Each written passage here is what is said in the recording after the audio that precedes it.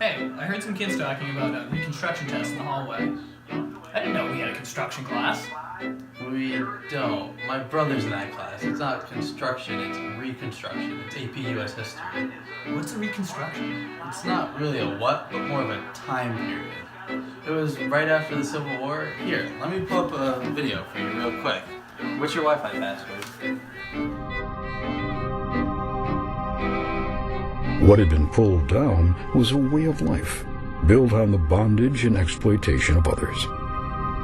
But following Union victory, during what is known as the Reconstruction era, 3 new amendments to the U.S. Constitution extended to former slaves the blessings of liberty.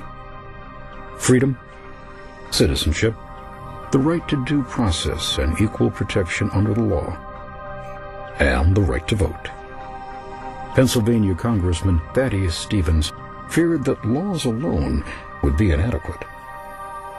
The infernal laws of slavery have prevented them from acquiring an education, understanding the common laws of contract, or of managing the ordinary business of life. If we leave them to the legislation of their late masters, we had better have left them in bondage. The concern was prescient. For die-hard Confederates, Reconstruction and racial integration were bitter pills. Through intimidation and terror, they sought to redeem what had been lost on the battlefield.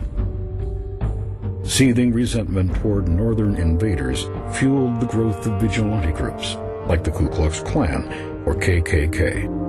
Clad in white robes and bearing torches, Klan posses terrorized the South. One former slave recalled a Klan lynching. I never will forget when they hung Cy Guy. They comed after him 100 strong. They ties him there in the woods, and with that blood they writes that he shall hang between the heavens and the earth till he is dead, dead, dead.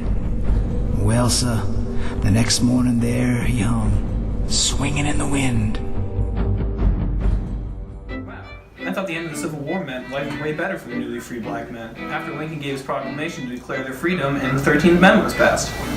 Well, even though some laws were passed, many of the positions of power in the South were still held by big, powerful, white radicals. So they just let the Southerners walk all over them? Well, not exactly.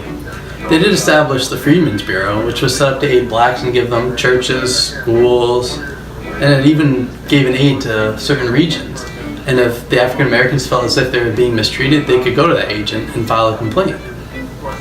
Plus, you can even see in the 1960s with the Civil Rights Movement, blacks still a century later didn't have full rights. It's hard to change a person's, let alone a whole culture's ideology overnight.